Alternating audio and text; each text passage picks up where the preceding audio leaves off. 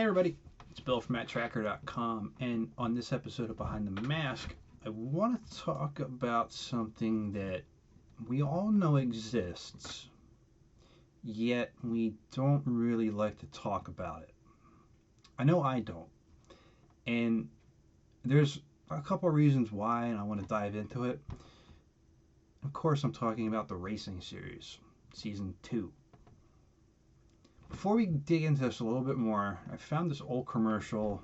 I don't remember exactly where it was from. It's in my archives on my computer. And it's an advertisement for the Racing Series. Now, when you're watching this, remember how diverse and well thought out the original season was. And then let's take a look at this. Now the illusion is supercharged. They're hot. They're fast. They're a world-class racing team, and they're burning up the roadway. You can bet that Venom is not far behind. When Eagle Manta takes on the masked Razorback, it's anybody's race and a hard-fought chase right to the finish line. Or right from the start, when Mayhem buzzes the Tracker into Goliath. The new supercharged masked racing team. Where illusion is the ultimate weapon. So, kind of see that the illusion is supercharged. You know, it does that annoying raceway thing where you double or triple what you say. That's appealing to kids and adults alike, right? It was such a 180 direction that they took with this that, well, it's just, all right. There's some positives. Let's go back a little bit before I get really sad here. The Racing Series, the voice acting was fine. There was no issue there. Everybody was always professional with what they did, and it worked out great, I thought. The writing was still there, but the environments were kind of off. Basically, you're racing in deserts for the most part, and I would imagine that gives you less collateral damage. You're trying not to show too much of that in this show, and if there's no standards, you just do whatever hell you want, I guess.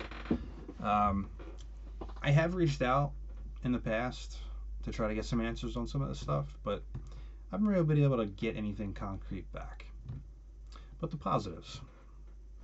We finally got Manta, right? And Vanessa. Remember, these are boys' toys, so it was a miracle that we got this. We got Goliath, right? This is one of my favorites in the entire build. And that came with Matt and Nevada with his fantastic totem mask.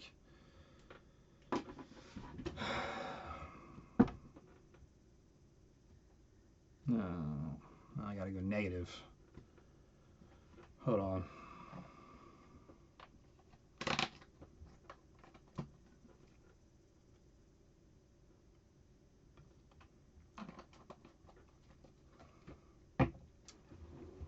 It's preemptive. Ugh. And chalky. Alright, you bastard.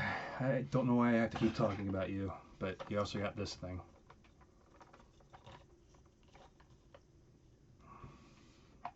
So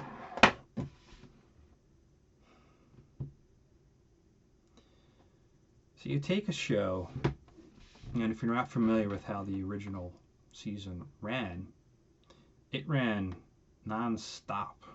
You can check out the episode guide where it's just pretty much 5 days a week they're firing off episodes, which is kind of unheard of now. You can't really do that in this world. You just don't want to like put everything out at once where you're going to lose longevity out of it. You stretch it out. You do one episode a week, and usually that's a good formula. This was kind of standard for some shows in the 80s, but not all. So we had 65 episodes in the first run, and then it stopped right there. In the first portion, you had really inventive ideas about how Mask and Venom interacted with each other, the environments, the historical fiction that you're using. It worked really well with what we were witnessing. And then they decided to make new Coke, essentially, and came out with season 2, the racing series.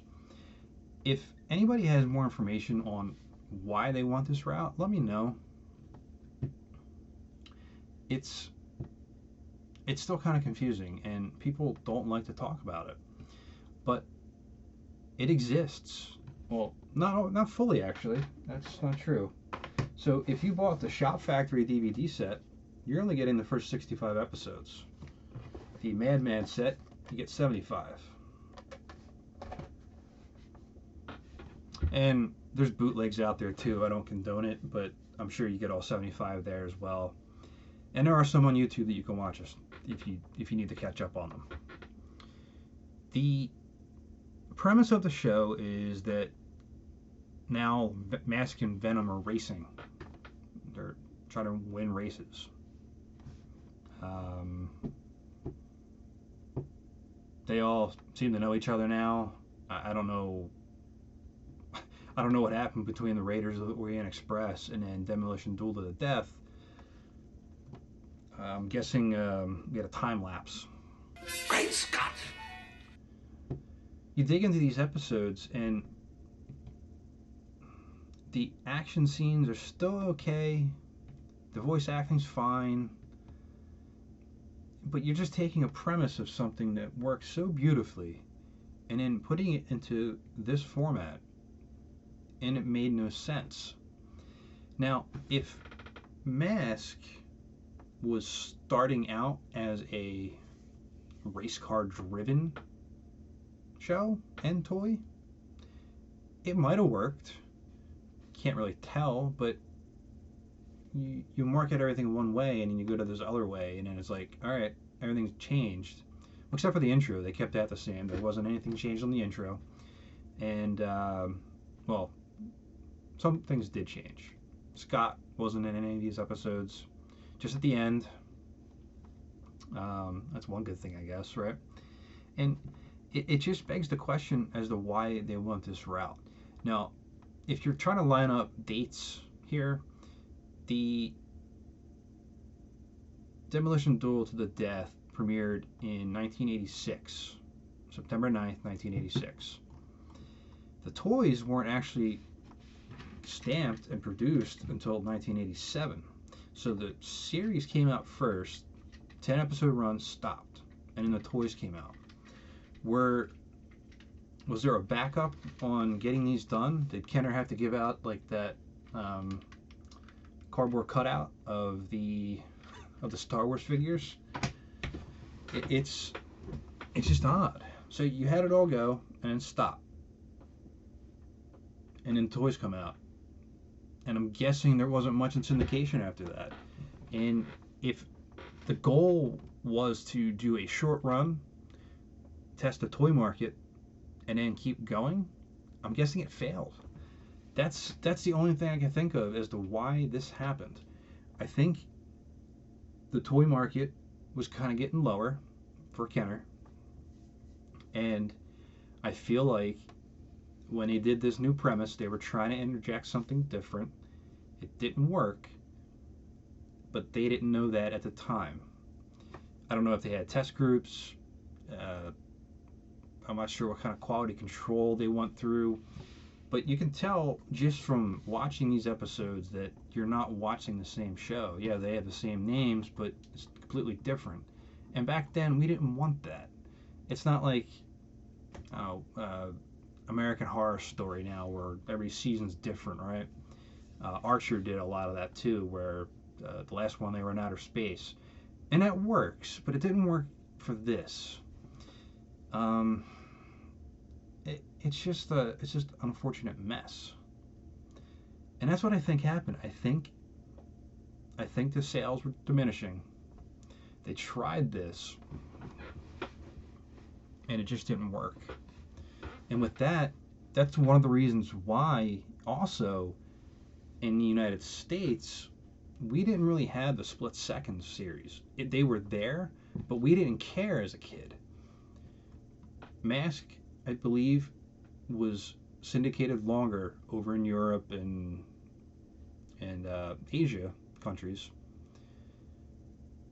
and I think that's why you see most of the split seconds lines coming out from that side. It was more in the forefront at that time. It's just sad because you have these episodes, and so most of them are just kind of odd and not really, doesn't give you that feel for Mask. And that's why people don't like to talk about it. They like to talk about the fact that Mask was amazing, but then they forget about that season 2.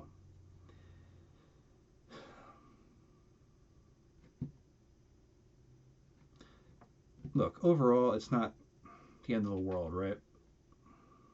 But it was the end for Mask. And if you've worked on any of this in the past, or you know why, I would love to hear it. I would love to talk to you about that, because I get asked this a lot.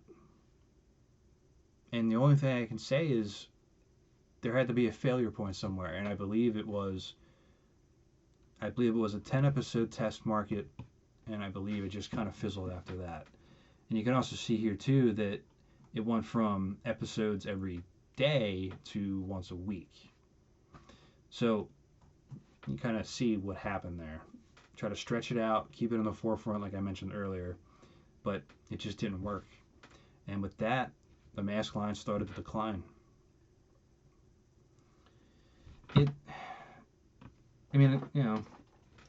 I guess it's great because you can get like 3,000 of these for $1 a piece, and then melt them.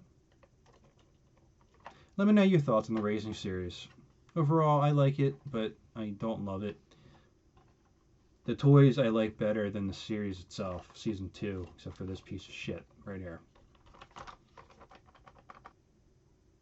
When performance counts. So true, Billboard Blast, so true.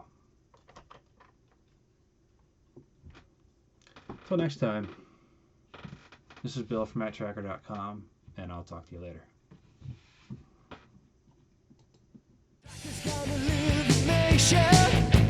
Spectrum's got such supervision.